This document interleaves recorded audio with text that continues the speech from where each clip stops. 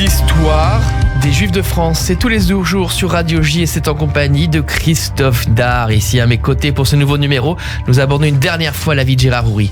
Le réalisateur n'a réalisé que 17 films, excusez ce peu, mais ce sont des millions de spectateurs qui ont ri au cinéma ou à la télévision de ces nombreuses comédies qui font partie de notre patrimoine culturel. Des aventures de Rabbi Jacob au Cornio en passant par la Grande Vadrouille.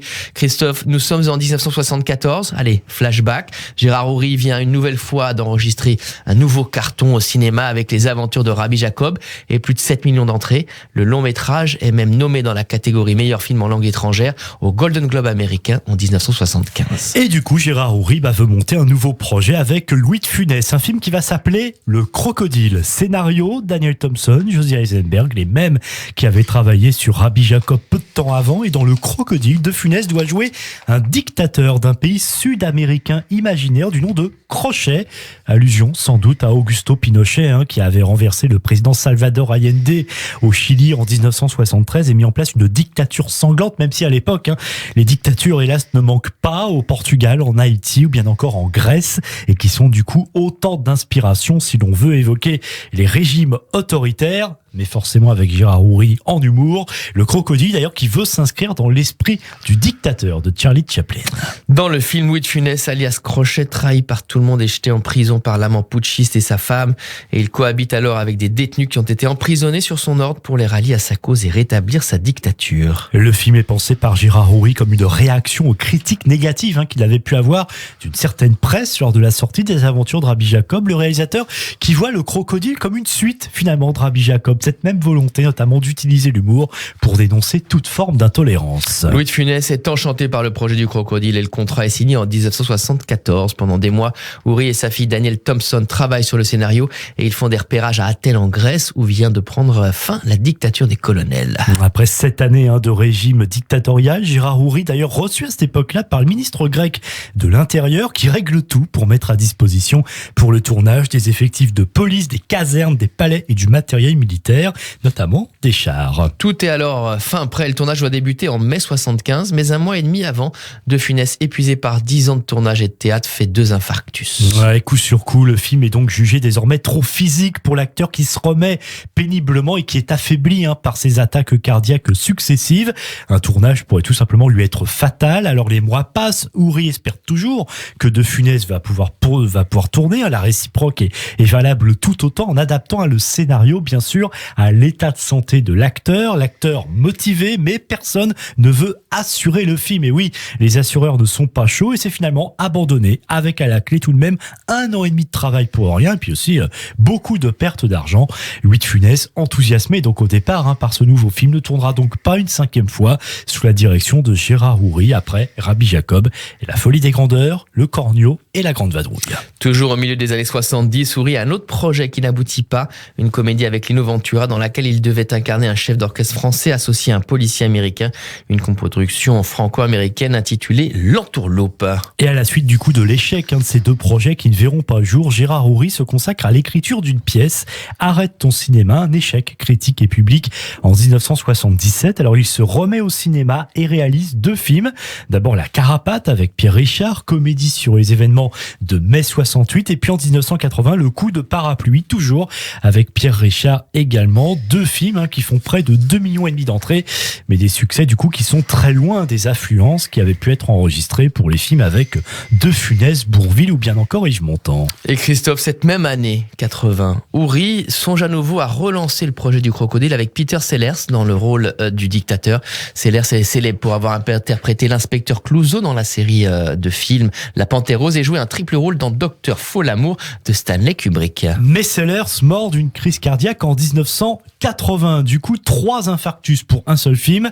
Ça commence à faire beaucoup et Gérard Houry n'en revient pas. Et c'est sa fille d'ailleurs qui prend peur et qui l'avertit.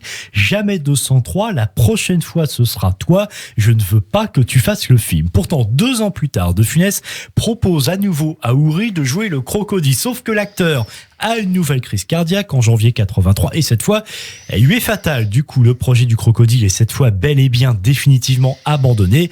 Bref, comme on dit, le Crocodile ressemble tout joue au film maudit. Et en 1982, Gérard Houry fait tourner Jean-Paul Belmondo dans L'As des As, une comédie qui se déroule dans l'Allemagne nazie des années 30. Ah oui, Belmondo qui joue Joe Cavalier, entraîneur de l'équipe française de boxe, qui doit se rendre à Berlin pour participer au JO de 1936 et qui va prendre sous son aile un enfant juif de 10 ans, Simon Rosenblum, poursuivi par la Gestapo, joué par Rachid Ferrach. Pour l'anecdote d'ailleurs, Florent Pagny joue l'un de ses tout premiers rôles au cinéma, une apparition dans un rôle de boxeur.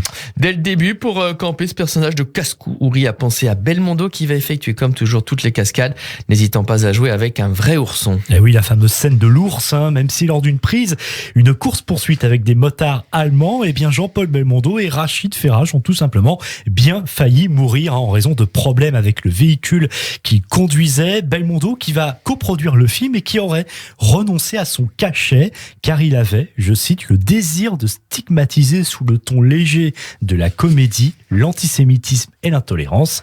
C'est la grande classe. Et le public sera à nouveau au rendez-vous avec plus de 5 400 000 entrées, prenant la deuxième place ainsi du box-office en 1982. Et si L'As des As est un film devenu culte, multi-rediffusé à la télévision, notamment d'ailleurs pendant le décès de Jean-Paul Belmondo peu de temps après, en septembre 2021, il doit aussi beaucoup à la bande originale de Vladimir Cosma, qui avait déjà travaillé avec Gérard Houry sur les aventures de Rabbi Jacob près de 10 ans plus tôt.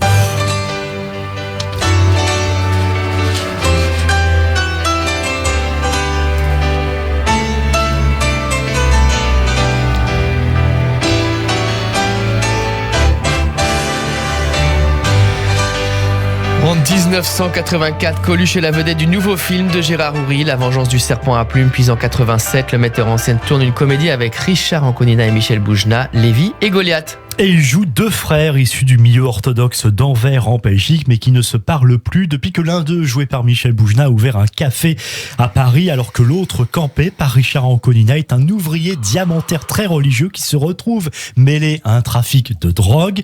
Mais le film, qui s'inspire d'ailleurs aussi des aventures de Rabbi Jacob, dépasse péniblement les 2 100 000 entrées.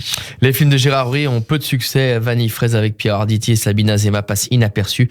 Et La soif de l'or avec Christian Clavier en 93 ne fait pas recette non plus. Non, ça marche beaucoup moins bien, les temps ont changé, peut-être l'humour aussi d'ailleurs a changé à partir de là. En tout cas, cette même année 93, Houry reçoit un César d'honneur pour l'ensemble de sa carrière, alors qu'il n'a jamais été primé, d'ailleurs comme beaucoup de réalisateurs de comédie en France, et il entre 5 ans plus tard à l'Académie des Beaux-Arts.